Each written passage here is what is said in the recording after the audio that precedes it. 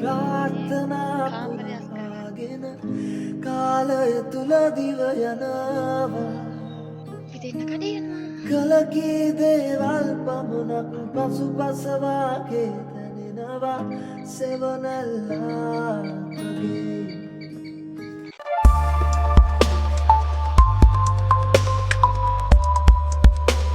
Hi, good morning. කොහොමද ඔයාලා හැමෝම සතුටින් පරිස්සමෙන් ඉන්නව නේද?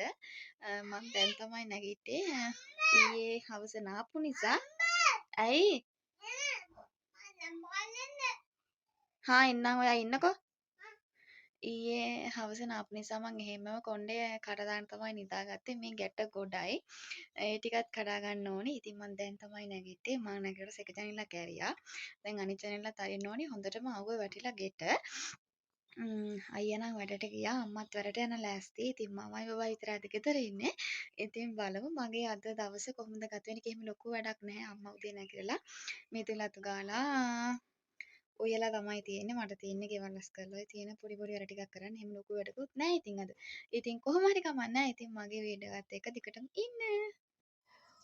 මෙතෙන්ට හොඳට අර උදේ ඉරව් වැටෙනවා. ඉතින් උදේ ඉරව්වට ගිහින් ඉන්නවා නම් හොඳයි කියලා කියනවනේ. ඉතින් චූටි බබෙක් වුණත් උදේ ඉරව්වට අල්ලනවනේ. ඉතින් ඒ නිසා අපිටත් ගොඩක් හොඳයි උදේ වැටෙන ඉරව්වට වෙලා පොඩ්ඩක් වෙලා ඉන්නවනම්. ඉතින් අපේ ජනෙල ළඟට වෙලා මමත් පොඩ්ඩක් හිටියා මේ අර ඉරව්ව වැටෙන නිසා.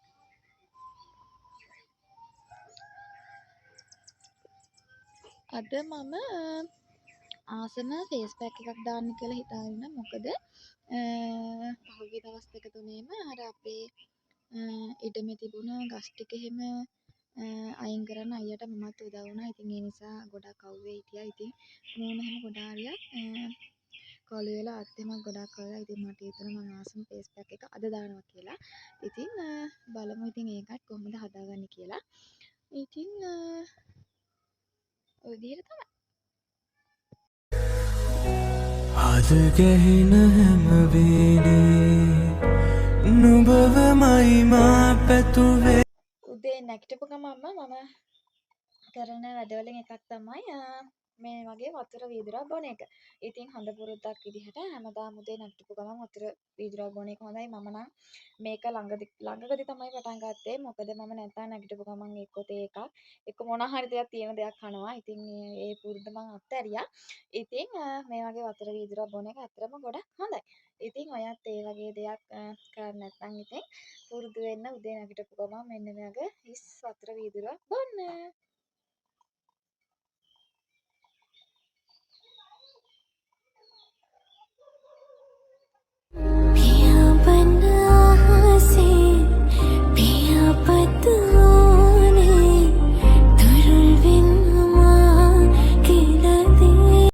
මම දැන් මූණ එහෙම සෝදලා ඉන්න දැන් තියෙන්නේ කාමරය අස් කරගන්න රෙදිම නමා ගන්න. මම තාම ඒව කරේ නැහැ. දැන් මූණ එහෙම සෝදලා එළියට ආව මම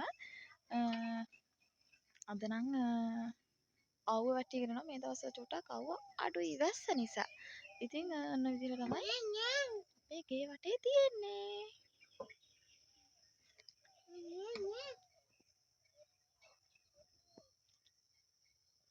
ඊයේ මං මෙන්න මේ වගේ තැනක් හදාගෙන ලස්සන මල් පැර ටිකක් හිටව ගත්තා. මේ නම් බේබි රෝස මේ වෙලාවේ නම් නම දන්නේ නැහැ. ඒ වුණාට චූටි පොහටුවක් ඇවිල්ලා තියෙන්නේ. මේව නම් මේ අවුවට කියනවනේ මල් මේ පිපෙන්නේ. ඉතින් බලමු විකුණාම කොහොමද කියලා. ඔන්න ඉතින් මම දැන් හදන්නේ ඇඳාස් කරගන්න. ඉතින් බබා ඇඳ උඩ. ඉතින් ඇඳාස් කරගන්න ඕනේ දැන්. අර කරාට මේ මම ඇඳාස් කරගත්තේ නැහැ. දැන් ඇඳ අස් කරගන්න තමයි හදන්නේ. ඇඳාස් කරගමු එහෙනම්. ඔන්න ඉතින් මම ඊට පස්සේ ඇඳේ net එක එහෙම ගැට ගහලා ඇඳ අස් කරගන්න තමයි හදන්නේ. මොකද මම ඇඳ අස් කරගන්න සමහර දවස් වලට වෙලාවල් වෙනස් වෙනවා. මොකද සමහර දවස් වලට බබා 9 විතර නිකන් ඉඳී ගත්තාම ඇඳ ටිකක් අස් කරගන්න පරක් වෙනවා. උදේම හැරපු දවස් වලට නම් ටිකක් වේලාසනින් වගේ ගෙදර වැඩ ඉවරලා ඇඳ අස් කරගන්නවා. ඇඳ අස් කරගත්තට වැඩක් නැහැ. මොකද බබා ඇඳ උඩ සෙල්ලම් කරනවා. ඒව නිසා ඉතින් ඇඳ අස් කරගත්තට එහෙම ලොකුවට මේ තියන්නේ එයා හැඩි කරනවා, කොට්ට විසි කරනවා. ඒ වගේ තමයි. ඉතින් පොඩි ළමයින් ඉන්න තැන්වල චුට්ටක් අමාරුයි. ඉතින් අස් කරනවා කියන්නේ එක යුද්ධයක් තමයි. ඉතින් කොහොමෙන් හරි මම ඉක්මනට බෙඩ්ෂීට් ටික එහෙම නමා ගත්තා. දැන් නම් අදස් කරලා ඉවරයි. මට දැන් රෙදි ටිකක් තියෙනවා සෝදන්න අයියේ වැඩට අඳපු ඒවයි. කලින් කියන්නේ මං ඊයේ තමයි ඇඳට අලුත් බෙඩ්ෂීට් එක දාගත්තේ. ඊයේ අනිත් එක අයින් කරලා ඒකත් සෝදන්න තියෙනවා. කියන්නකො බලන්න මටත් ඔයාලගේ බබාලා නිතරම වගේ දත් මදින කෙනෙක්ද ඉන්නේ කියලා. අපේ බබා නම් කලින් දත් මදින්න හරිම හොරයි කියන්නේ හරියට බයයි දත් මදිනවට. දැන් නම් එයාගේ බ්‍රෂ් එක දැකපු ගමන් ඉල්ලනවා මේ දත් මදින්න. දැන් නම් හෙන කැමති දත් මදින්න. ඉස්සර නම් දත් මදන්න හෙන අමාරුයි. දැන් මොකක් හරි එයා උදේ දත් මැදලා මූණෙම සෝදලා ඉන්නේ. ඒ වුණාට මේ එයාගේ බ්‍රෂ් එක චුට්ටක් හරි දැක්කොත් ඉල්ලනවා මේ දත් මදින්න ඕනේ කියලා. ඉතින් ඔයාලගේ බබාලත් එහෙමනම් කමෙන්ට් එකක් දාගෙන යන්න. මං දන්න විදිහට නම් චූටි බබාලා මේ දත් මදන්න චුට්ටක් මේ හොරයි. දත් මදන්න හොරයි කියන්නේ චුට්ටක් අමාරුයි. ඉතින් අපේ බබා නම් දැන් දත් මදිනවා. ඔය කියලා මදි. දැන් ඉතින් රෙදිට පෙන්කින්න දාගන්න තමයි හදන්නේ.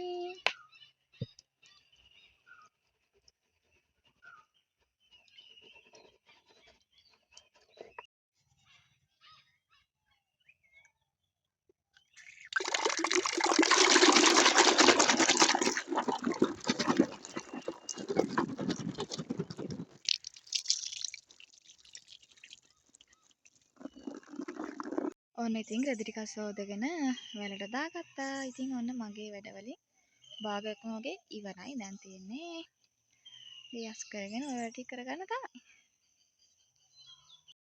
ඔන්න ඉතින් දැන් හදන්නේ උදේට කන්න. අද මැල්ලුම් තියෙනවා, වට්ටක්ක තියෙනවා, අල තෙල් දාලා තියෙනවා. ඉතින් අද ඔන්නක තමයි උදේට තියෙන්නේ. ඉතින් දැන් මං හදන්නේ උදේට කන්න. කන්න තමයි හදන්නේ.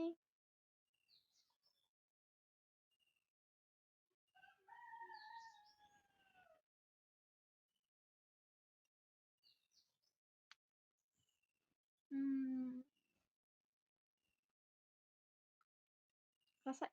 ඔන්න ඉතින් දැන් කාලා එහෙම ඉවරයි.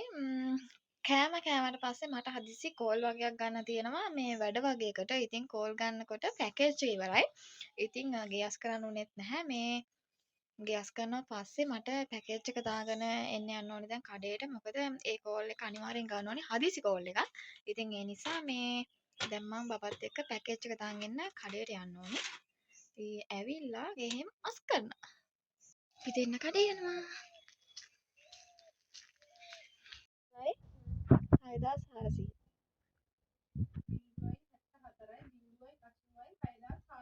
ඔව් පැකේජ් එකක් ගන්න ගෙදර යන ගමන් ඉන්නේ. අවුස්සරයි. ඔන්න ඉතින් කඩේ ගිහින් ආවට පස්සේ බබා මේ කිව්වා යාට නිදිමතයි කියලා. ඉතින් ඔන්න යාවත් නිදි කරලා මම දැන් හදන්නේ ගේ සාල අතුගා ගන්න. මේ සාලේ හොඳටම උදේ පාන්දර බබා හැරලා ලී කෑලි මිදුළු තියෙන ඒවා හැම එකම ගෙට ගෙනල්ලා දාලා ගේ හැඩි වෙලා තියෙන්නේ සාලේ.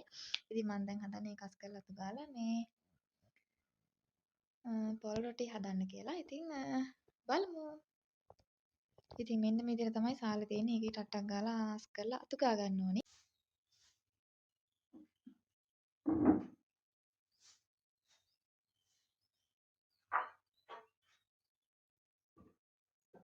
ඔන්න ඉතින් දැන් නම් අස් කරලා අතු ගාලා හැම ඉවරයි. මං කිව්වනේ පොල් රොටි හදනවා කියලා. ඉතින් පොල් රොටි හදන්න මම පොල් ගෙඩියක් බින්දා. මේකේ කුරුම්බ වතුර ටික වුණ තමයි හදන්නේ. මම නම් මේ හැමදාම වගේ අම්මා පොල් බින්දින කොටත් මේ වතුරට කිල්ල ගන්නවා. මොකද පොල් වතුර එහෙම බොනවා නම් හොඳ නිසා.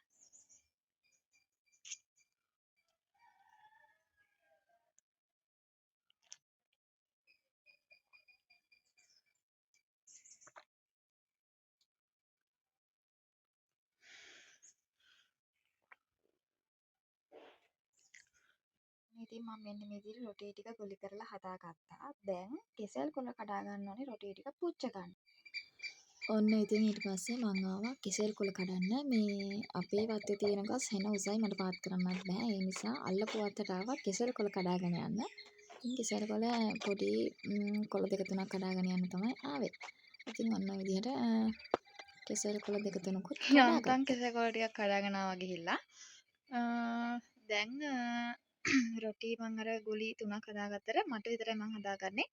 මේ අම්මා දැන් මම එන්නේ නැහැ වත්තේ ගිහිල්ලා. ඉතින් එයා දවල් වෙලා එයි. ඉතින් එයා ආපුවම ඒක හදාගනි. ඒ නිසා මට විතරයි මං දැනට එකක් හදාගන්නේ. ඉතින් ටක් ගාලා හදාගමු ඉතින් අපි.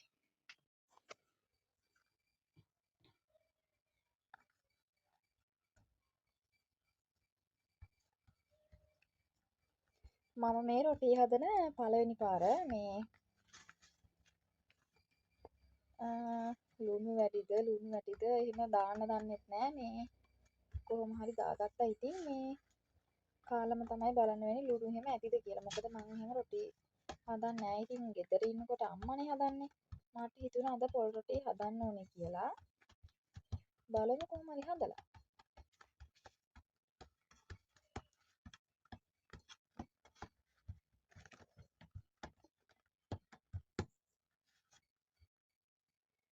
මෙන්න මේ විදිහට වඩාගත්තා. මට හදාගත්ත රොටිය මම දැන් තැටියෙන් තිව්වා පිච්චෙන්න. බලමු හදලා.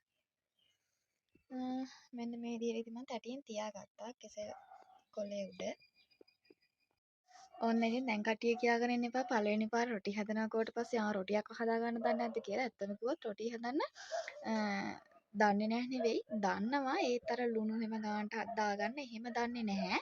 මේ නැත්තම් එහෙම ගොඩාක් මේ ගෙදර එහෙම ලොකුවට රොටි හැදෙන්නේ නැහැනේ.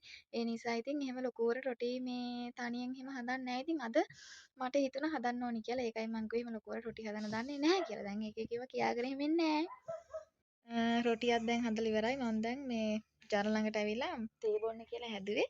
මොකද දැන් හොඳටම වැස්සක් එන්න හදන්නේ. මේ මෙන්න මගේ රොටි එක මම මෙන්න මේ ලාවට වගේ තමයි පුච්ච ගත්තේ. මොකද අර තද කළුවට පුච්ච ගත්තාම එහෙම කන්න බෑ. ඉතින් මම මෙන්න එකයි මම හදාගත්තේ මේ චූටි රොටියක්. ඉතින් මං මෙතනින් වීඩියෝ එක ඉවර කරනවා. මොකද මේ ගොරවනවත් එක්ක ඒ නිසා මේ තව ඉස්සරහට වීඩියෝ කරගෙන යන්න බෑ. මම කිව්වනේ මම අර ෆේස් පැක් එකක් දානවා කියලා. ඉතින් අද ඒක දාන්න වෙන්නේ නැහැ. මම ඒ ෆේස් පැක් එක දාන විදිය ඊළඟට එන වීඩියෝ එකෙන් අරගෙන එන්නම්. ඉතින් එතකම් පරිස්සමින් ඉන්න. එහෙනම් අතට ගිහින් එන්නම්. බයි.